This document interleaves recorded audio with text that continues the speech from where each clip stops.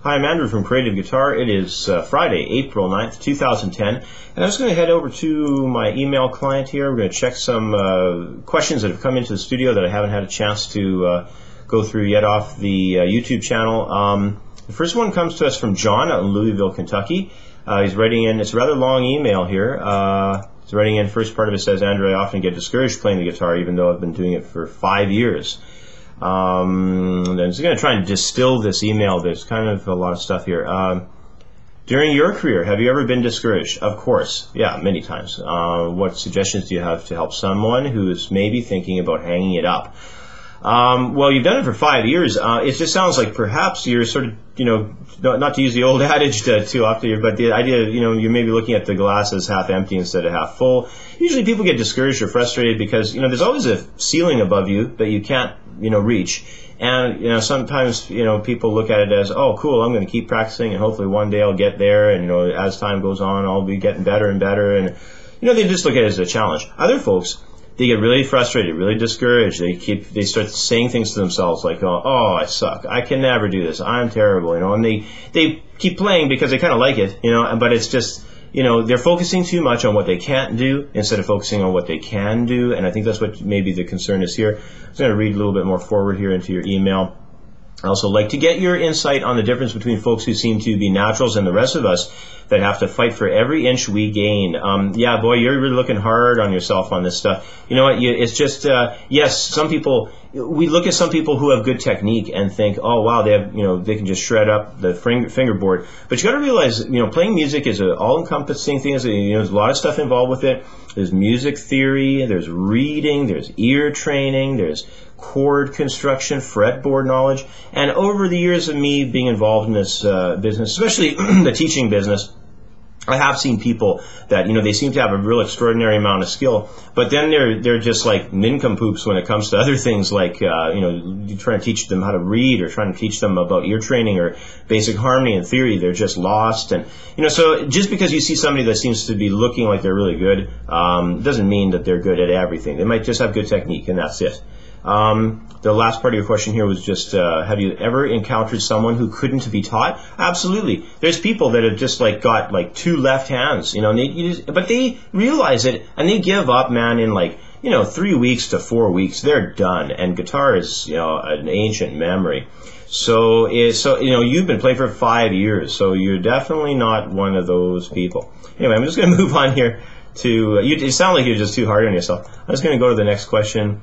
It's coming at us here from Dennis, and he writes in, he says, I have a question/subject that I'm exploring and would love some help with. I'm curious about how to mix tonal and quartal harmony together, as well as how to use quartal harmony when rearranging jazz standards.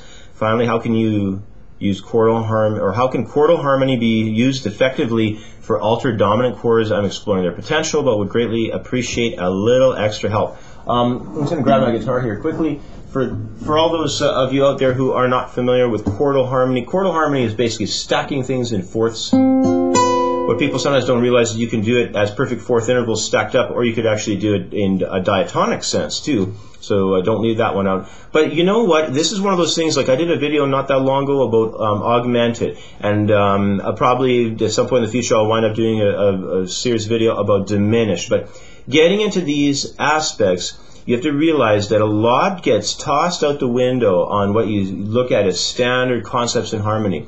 Like for instance, okay, let's say I wanted to, use a A minor 7 chord, but I wanted to use some quartal harmony against it just to kind of spice it up a little bit.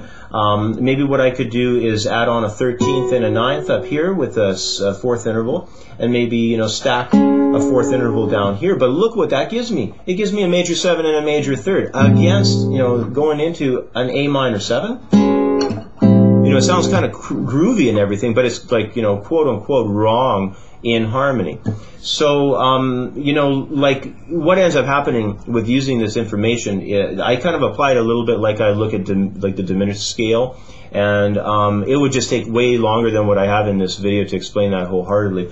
But essentially I look at things as moving around chords in half steps and whole steps, and I notice how some chordal harmony ideas might apply themselves around the root of some kind of chord that I want to implement chordal harmony around. So, to do this well, though, you've got to have a very good knowledge of your fingerboard. You've got to have good knowledge of your notes. You have to know your harmony theory, all your chord construction principles, and maybe that's kind of an issue for you, Dennis. Maybe you need to look further into some of your harmony theory, fretboard knowledge, and because when you apply this stuff, it's kind of abstract. And let's say you had a question there a little bit about, like, an altered dominant. So if I had, let's say, an A dominant 7th with a sharp 5 on it, what I might do against that chord perhaps is I could get a sharp 5 as a substitute against that. But look what's going to happen. I'm going to wind up including a minor third. And you can move those around in sort of like minor third intervals too. Actually, it's a cool way to get that sound happening. But it's an interesting sound. You get a really cool kind of dissonant aspect with it, So anyway, I'm just goofing around with it right now, but you get the idea. It's sort of venturing away from standard harmony theory. Anyway, I got time maybe for one more quick question, so I'll go and do that yet. Let's get one more fired up here. This one's from Vern out in New Jersey. It says here, what do you think of iTunes? My band just released our CD, and we're wondering if we could get some monster sales by getting the songs up on iTunes. What do you think? Well, I don't know if you're going to get monster sales. I just read something about iTunes, about how, like, last year they had, like, 10 million songs in there. I think this year is something closer to 13 million. And, the over 80%, like it was 85% of the revenue, basically just came from around 50,000 songs. So those are basically the big hit tunes that are on the radio all the time, probably, and however else maybe some people are promoting. But the chance of just some independent band just out of nowhere getting any kind of good money coming out of iTunes is pretty unrealistic. Don't forget too, iTunes takes a large chunk of the sale. So if you sell a CD for like $10, iTunes is going to take a good 40% chunk of that. Your best bet is to sell it out of the back of your van, do some touring, sell it off stage, build a name for yourself. Maybe if you can get some good publicity and press, maybe, if you want to have it on iTunes, maybe you'll make a few sales. But really the best way to get your digital products out there is through some type of shopping cart system that you could have any good web designer make for you based out of a PHP script, and make some kind of PayPal implemented shopping cart system on your site and just sell them directly. On a $10 CD, PayPal won't even really probably be taking much more than about 50 cents off that sale. So that's kind of the way to go.